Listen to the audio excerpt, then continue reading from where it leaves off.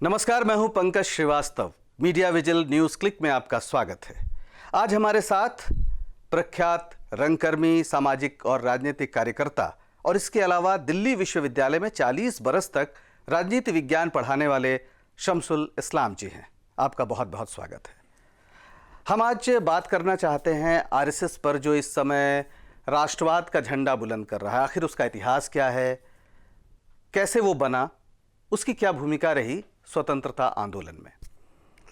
तो पहले शुरुआत करते हैं 1925 में उसके गठन से। वो कौन सी परिस्थितियां थी जिसमें आरएसएस का गठन हुआ और उसके आदर्श क्या थे? मुझे लग रहा है कि ये शुरू करना यहाँ से बहुत ज़रूरी है। आज जो राष्ट्रवाद के ठेकेदारी पर जो बहस चल रही है, कि इससे पहले ज़रा सा मैं चाहता हूँ कि हम 1857 की तरफ जाएं। जी बिल्कुल। 1857 एक ऐसा आंदोलन था, एक ऐसा विद्रोह था जिसको लोग ये सोचते हैं 2-4 महीने चला और कुछ थोड़े से लोगों की हिस्सेदारी थी। ये बिल्कुल गलत है। ये सन 1862 तक चलता रहा और सारी दुनिया के हर हिस्से में हिंदू, मुसलमान, सिख और कुछ ईसाई भी इसमें शामिल रहे और उन्होंने मिलकर एक मोर्चा लिया और अंग्रेज़ों को लगभग हरा दिया था अगर कुछ हिंदुस्तानियों ने गद्दारी नहीं की होती। और अंग्रेज़ों ने तब ये समझ लिया कि अगर इनको आपस में लड़वाएंगे नहीं तो काम नहीं चलेगा। हम सब इस बात से वाकिफ़ हैं कि खिलाफत मूवमेंट में गांधी जी के नेतृत्व में, आप खिलाफत मूवमेंट के बारे में क्या राय हो, सही था या गलत है, लेकिन ये सच बात है कि हिंदुस्तान की जनता पहली बार सड़कों में निकल आई और हिंदू मुसलमान दोनों मिलकर। हिंदू मुसलमान, आप ये समझ लीजिए, शंकराचार्य जामा मस्जिद में जाके भाषण कर रहे हैं, मौलवी जाकर मंदिरों में भाषण कर रहे हैं, उनके खिलाफ 7 FIR हो रही है। ये सारा का सारा चल रहा है। तो उससे लड़ने के लिए उनको क्या करना था, उन्होंने जो 1857 में जिन लोगों ने गद्दारी की थी हिंदू मुसलमानों को, उनको उनके कंधे पर हाथ रखना शुरू किया और ये कहा कि आप इस काम को ज़रा सा आइए, सड़क पर निकल कर आइए। तो आप देखेंगे कि हिंदू महासभा बनती है, मुस्लिम लीग बनती है और उसी के नतीजे में RSS बनती है। RSS के बारे में उसके जो संस्थापक हैं, हेडगेवार जी के बारे में मैं आपको बताना चाहता हूँ, जिनको डॉक्टर हेडगेवार कहा जाता है, उनके बारे में बताना चाहता हूँ कि कांग्रेस के बड़े लीडर थे सेंट्रल इंडिया के। और पहली बार जो ये जेल गए, ये खिलाफत मूवमेंट में एक बहुत गर्म भाषण करने के लिए जेल में गए और इनको 1 साल की सज़ा हुई। पर जब इनको सज़ा हुई तो इससे पहले इन्होंने जो कांग्रेस का या गांधी जी का फैसला था कि आप कोई वकील को हायर नहीं करेंगे, आप डिफेंस नहीं करेंगे, डर गए और इन्होंने एक वकील को हायर किया, बहुत महंगे वकील को, और उसके बावजूद इनको 1 साल की सज़ा हो गई। 1 साल की जो सज़ा हुई, तो जब आप जेल में जाते हैं और कैद बामुशक्कत होती है, हाँ, काम करना पड़ता है काफी, बहुत ज़्यादा। हाँ, खेतों में काम करना पड़ता है, नहीं तो ये करना था। आप ज़रा सा बताइए, कोई आदमी 1 साल की कैद बामुशक्कत कर आएगा तो उसका वज़न घटेगा या बढ़ेगा? घटेगा। मतलब हम जानते हैं पॉलिटिकल प्रिजनर्स का, और ये है कि वो तो कई बार तो लंबी सज़ा होती है तो ज़िंदा बचकर ही नहीं आते हैं बाहर, टीबी और क्या क्या हो जाता है। इन साहब का 25 पाउंड वज़न बढ़ गया। 25 पाउंड वज़न बढ़ गया। और इनकी जो जीवनी RSS ने लिखी है कि जब इन्होंने जो पुराने कपड़े में पहनने की कोशिश की तो वो आए ही नहीं और इनके लिए दूसरे कपड़े मंगाया गया, क्योंकि जो जेलर था एक बहुत क्रिमिनल और बहुत बदमाश जेलर था, सर जाथर।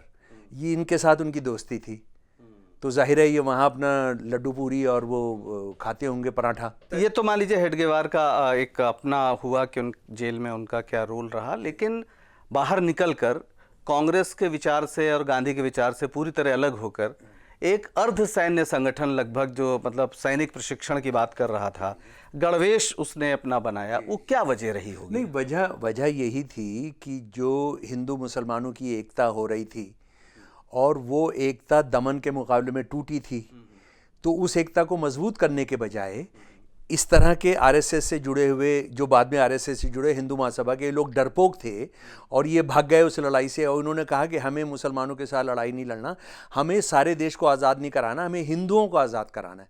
देखिए, RSS की जो बुनियादी सोच थी वो मुस्लिम लीग से भी पहले की सोच थी कि इस देश के अंदर एक राष्ट्र नहीं रहता, इस देश में हिंदू राष्ट्र रहता है और मुस्लिम राष्ट्र रहता जी। है। सावरकर ने 1937 में अहमदाबाद में हिंदू महासभा के उसमें कहा कि वो लोग बेवकूफ़ हैं जो ये कहते हैं कि ये एक लड़ी में पिरोया हुआ राष्ट्र है।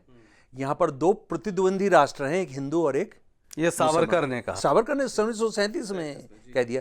और उससे पहले गांधी जी को जो गाली गलौज कर रहे हैं आरएसएस वाले, उनका यही कहना है कि हिंदू अलग राष्ट्र है और हमें अंग्रेज़ों के खिलाफ कोई लड़ाई नहीं लड़नी जिसमें सारे हिंदुस्तान की आज़ादी की आप बात कर रहे हैं, हमें हिंदुओं को आज़ाद कराना है। ये जो आप बात कह रहे हैं इसमें मैं ये भी समझना चाहूँगा कि कुछ उन्होंने पुण्य भूमि और पितृभूमि वाला सिद्धांत भी दिया। क्या था वो? सीधा सीधा उन्होंने नाजिज्म और फाशिज्म से ले लिया ना। देखिए, फासिज्म और नाजिज्म के 3 बहुत इंपॉर्टेंट अंग हैं। एक तो यह रेस सबसे महत्वपूर्ण होती है, नस्ल। और जी नस्ल, और जो जिसकी नस्ल नहीं है वो दैट इज नथिंग। जो हिटलर ने कहा, अगर आपकी नस्ल नहीं है तो फिर आप कुछ भी नहीं है ना। उसके बाद उन्होंने कहा कि आपका एक होली लैंड होता है और आपका एक फादरलैंड होता है। इसलिए जब ये आरएसएस वाले या हिंदू महासभा वाले या हिंदुत्ववादी जब मातृभूमि की बात करते हैं तो मुझे बहुत हंसी आती है कि इनके यहाँ तो माँ की कोई औकात ही नहीं है, इनके यहाँ तो फादर ही फादर हैं सारे।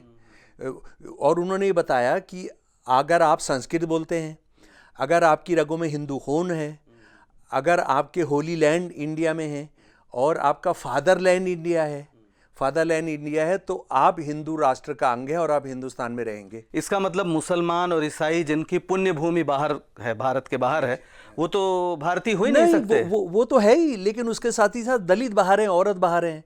दलित इस तरह से बाहर हैं कि वो संस्कृत नहीं बोल सकते। औरतों को आप संस्कृत श्लोक आप नहीं सुनने देना चाहते, उनको किसी भी धर्म कांड में नहीं रखेंगे, है ना। तो ये बड़ा भयानक है। यानी हम कई बार ऐसा सोचते हैं और ये सोचने की गलती करते हैं कि हिंदू राष्ट्रवादी जो हैं वो सिर्फ मुसलमान ईसाइयों के खिलाफ है और मुसलमान राष्ट्रवादी सिर्फ हिंदुओं के खिलाफ है। ऐसा नहीं है। वो असल में इन धर्मों के बीच में समाजों में जो एकता की लड़ाई लड़ी जा रही है उससे ध्यान बांटने के लिए वो दुश्मन है। हिंदू राष्ट्रवादियों के लिए मुसलमान दुश्मन है, ईसाई दुश्मन है, उनके लिए हिंदू दुश्मन है। तो वो तो ध्यान अपना बांटने का और भटकाने का मामला है। आपने हिटलर की बात की। एक मैंने पढ़ा है कि मुंजे को भेजा गया था, डॉक्टर मुंजे को मुसोलिनी से मिलने। क्या मकसद क्या था और उसका असर क्या पड़ा? मकसद यही था कि हम भी आर्यन हैं, वो भी आर्यनिज्म का झंडा उठाए हुए हैं, वो भी सबसे अपने आप को बड़ी नस्ल कह रहे हैं और वो सारी नस्ल ने राज करना है और ये ब्राह्मणवादियों ने भी राज करना है। कि मुंजे जब वापस आते हैं तो मुंजे साहब आकर एक आर्मी स्कूल की स्थापना करते हैं, आर्मी स्कूल की, जिसमें से अभी कई आतंकवादी रिश्ते पता लग रहे हैं, जो बम वगैरह फूटे जा रहे हैं, ये हमारे रैशनलिस्ट जो मारे जा रहे हैं वो उससे जुड़ा हुआ है। वो जो कर्नल भी गिरफ्तार है वो भी उससे मुताल्लिक था जी। और वो जो आर्मी स्कूल बनाया जाता है, वो आर्मी स्कूल बनाया जाता है, कौन फाइनेंस करता है और जगह देता है? वो है अपना ग्वालियर का राजा, जो 1857 में रानी झांसी को हरवाने में जिसका सबसे महत्वपूर्ण रोल था। और उसका इनॉग्रेशन करता है वाइसराय, उसका जो मिलिट्री कॉलेज है उसका इनॉग्रेशन करता है वाइसराय। तो वो अंग्रेजों की मदद करने के लिए, और ये मदद शायद सेकेंड वर्ल्ड वॉर में ऐसे भी की गई कि कैंप लगाए गए भर्ती करने। नहीं, वो तो सुभाष चंद्र बोस जी के खिलाफ। सुभाष चंद्र बोस जी जब देश को मिलिट्रीली आज़ाद कराना चाहते थे, वो सही था या गलत था उस बहस में हम नहीं जा रहे हैं ना, क्योंकि उस पर अलग अलग राय हो सकती है। गांधी जी की राय अलग थी, नेहरू की राय अलग थी, कम्युनिस्टों की राय अलग थी, लेकिन वो आज़ाद कराना चाह रहे थे। उससे अंग्रेज़ों को कहा गया कि ये बहुत ख़तरा है और अंग्रेज़ों ने एक डिफेंस काउंसिल बनाई।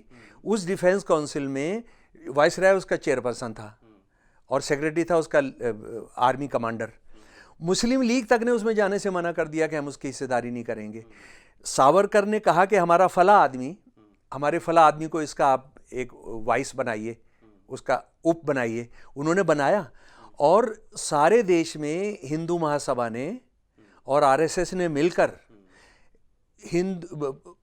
अंग्रेजों की सेना में हिंदुओं की भर्ती के कैंप लगाए, भाषण किए। यानी जब सुभाष चंद्र बोस अंग्रेजों से सैनिक आधार पर लड़ रहे थे, जब कह रहे थे तुम मुझे खून दो मैं तुम्हें आज़ादी दूंगा, तो आरएसएस के लोग कैंप हिंदू लगा महासभा रहे के थे लोग। हिंदू नहीं, महासभा। उसमें आरएसएस ने सावरकर को आगे किया, सावरकर को आगे किया। और सावरकर आकर आरएसएस की जो मीटिंग्स हो रही है उसमें कैडर को कह रहा है कि भर्ती कैंप सफल करा। यानी अंग्रेजी सेना में भर्ती होकर सुभाष चंद्र बोस से लड़िए, ये आरएसएस और हिंदू महासभा का काम। सीधा सीधा, यानी आप कम से कम 400 पेज में इनका वो सारा मटेरियल है वो गद्दारी का। अच्छा, उसके बाद आप ये देखिए 42, उससे पहले तो ये 42 भी आ गया ना, क्विट इंडिया मूवमेंट। 42, जी बिल्कुल। क्विट इंडिया मूवमेंट जो है, भारत छोड़ो आंदोलन, ये अगस्त क्रांति हम उसको जानते हैं, और 7 अगस्त को गांधी जी ने कॉल किया और 8 को करो और मरो का नारा दिया गया। जी जी बिल्कुल। और उसके बाद सारा विद्रोह शुरू हो गया। दिल्ली के अंदर 8 अगस्त 1942 में दिल्ली के अंदर कम से कम 100 जगह फायरिंग हो रही थी। सारे देश जेल में बदल दिया गया था, कांग्रेस के हर नेता को उठा लिया गया था। और उनके साथ क्या किया गया अगले 2-3 साल में, आप जानते हैं कि पंडित नेहरू की जो पत्नी पूरा टीबी हो गई, उनको नहीं मिल सके, गांधी जी बंद रहे, मौलाना आज़ाद की पत्नी का इंतकाल हो गया और वो अपनी पत्नी की कब्र पर 2 साल के बाद जा पाए। इस तरह के जेल के हालात थे। हज़ारों लोग शहीद हो रहे हैं, हज़ारों लोग मारे जा रहे हैं, और तिरंगा झंडा उठाकर निकल रहे हैं और लोग मार रहे हैं। मैसूर का राजा, जो खास फाइनेंसर था हिंदू महासभा और आरएसएस का, दूसरी जगह के राजे, ये सारे के सारे गोली चलवा रहे हैं सिर्फ तिरंगा झंडा निकालने के लिए, और गोली चल रही है। और ये अंग्रेज़ों के कहने पर, सिर्फ अंग्रेज़ों ने 2 पार्टियों पर बैन नहीं किया, हिंदू महासभा और मुस्लिम लीग और आरएसएस। आरएसएस जो है वो हिंदू महासभा के साथ ही था। और सबसे शर्मनाक बात यह है जनाब कि बंगाल में, सिंध में और नॉर्थ वेस्टर्न फ्रंटियर प्रोविंस में मिलीजुली सरकारें चलाई गई। और बंगाल में तो हमारा जो हिंदुत्व का, आरएसएस का और हिंदू महासभा का जो बड़ा पूजनीय देशभक्त है, श्यामा प्रसाद मुखर्जी, वो डिप्टी प्राइम मिनिस्टर थे। उस जमाने में चीफ मिनिस्टर को प्राइम मिनिस्टर कहते थे, बंगाल के। फजलुल हक की मिनिस्ट्री थी, फजलुल हक की मिनिस्ट्री थी। और उन्होंने, और इसने 22 पेज की चिट्ठी लिखी गवर्नर को, मुखर्जी साहब ने, कि बंगाल के अंग्रेज गवर्नर को कैसे क्विट इंडिया मूवमेंट को दबाया जाए। वो चिट्ठी मौजूद है, ये सब हिस्ट्री में मौजूद है। और इनको शर्म नहीं आती है। अच्छा, आपने ये अभी जो बताया सुभाष चंद्र बोस और भगत सिंह जैसे नायक थे जिन्होंने फांसी का फंदा चूमा और एकदम एक नए राष्ट्र की कल्पना की जिसमें सब एक होंगे। ये लोग जब राष्ट्रवाद की बात करते हैं, आरएसएस और ये, तो क्या सन 25 में स्थापना हुई थी। भगत सिंह और उनका जो HSRA था, हिंदुस्तान सोशलिस्ट रिपब्लिकन एसोसिएशन, उसके बारे में आरएसएस की क्या राय थी? नहीं, देखिए, मैंने आरएसएस का उनकी जन्म से लेके 15 अगस्त 1947 का जितना लिटरेचर उपलब्ध है, और ये मेरा दावा है, मेरे पास जो लिटरेचर है उनके पास भी नहीं है, उनका जो मैंने जमा किया है पिछले 40 साल में, सारा का सारा मैंने कंप्यूटर में डाल दिया। और कंप्यूटर में मैंने ये ढूंढना चाहा कि इसके पूरे लिटरेचर में जलियांवाला बाग का भी है, काकोरी केस है कहीं पर, अशफाकुल्ला का नाम है कहीं, भगत सिंह का नाम है कहीं, चंद्रशेखर आज़ाद का नाम है कहीं, यहाँ तक कि क्या ये भी है कि उन्होंने कभी अंग्रेज़ों को गौ माता की हत्या रोकने के लिए कोई पिटीशन दिया हो, इसका भी जिक्र हो कोई। भाई आज तो गौ माता भारत माता है ना, तो आपने कभी अंग्रेज़ों को पिटीशन दिया हो भाई आप गौ हत्या रोकिए? कुछ नहीं है इसके अंदर। भगत सिंह का जिक्र सिर्फ एक जगह मिलता है कि आरएसएस के कुछ लड़के नागपुर के अंदर, जब भगत सिंह को फांसी की सजा हुई तो वो बहुत विचलित हो गए, और विचलित हो गए, उन्होंने कहा कि हम भगत सिंह के रास्ते पर जाएंगे। उनमें से एक ने जाके डॉक्टर हेडगेवार को बताया कि जी ऐसा हमारा प्रोग्राम बन रहा है कि हम तो, आरएसएस वाले कुछ नहीं कर रहे हैं, खामोश बैठते हैं, है ना, बस अपना रूटीन काम, जो गोलवलकर ने कहा कि हम रूटीन काम करते रहते हैं। और आरएसएस वाले बहुत रुष्ट भी हुए उससे, और वो बहुत दुखी हुए, तो वो भगत सिंह का रास्ता पर, तो वो सोचे कि भगत सिंह को जाकर ढूंढते हैं। 1 महीने का क्लास लिया हेडगेवार साहब ने उनको उस रास्ते पर जाने से बचाने के लिए। ये जिक्र है उनके दस्तावेजों में कि मतलब भगत सिंह के रास्ते पे आरएसएस वाले ना जाएं, लड़के जो नए। जी।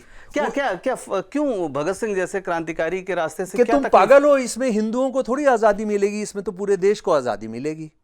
पूरे देश को और हिंदुस्तान अंग्रेज़ों से, और हमें को अंग्रेज़ों को नहीं भगाना।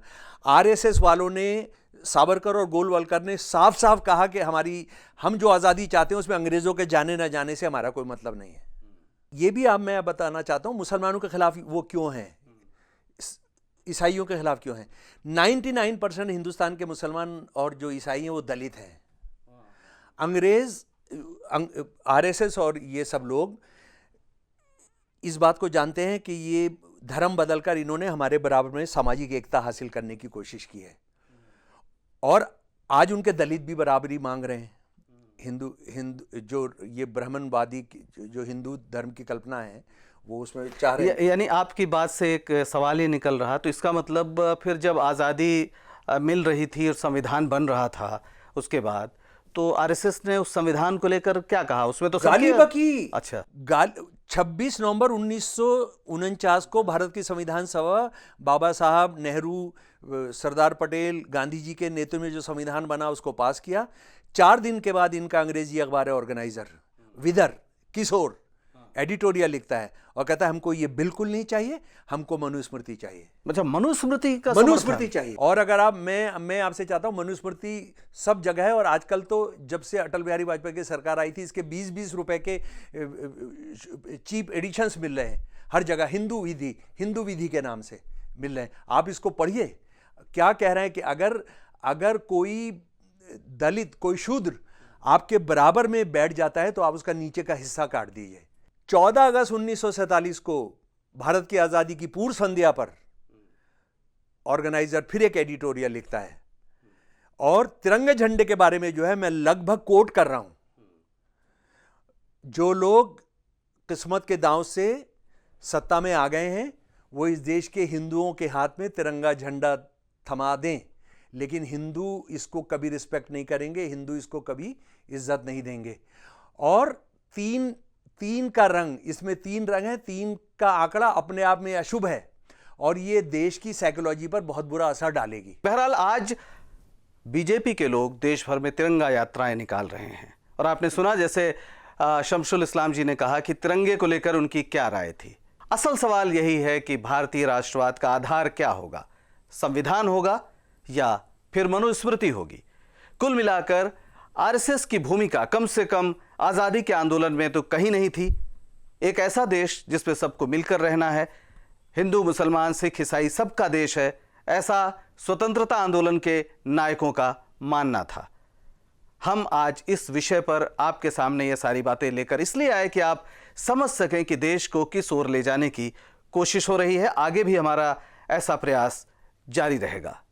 आपका बहुत बहुत शुक्रिया।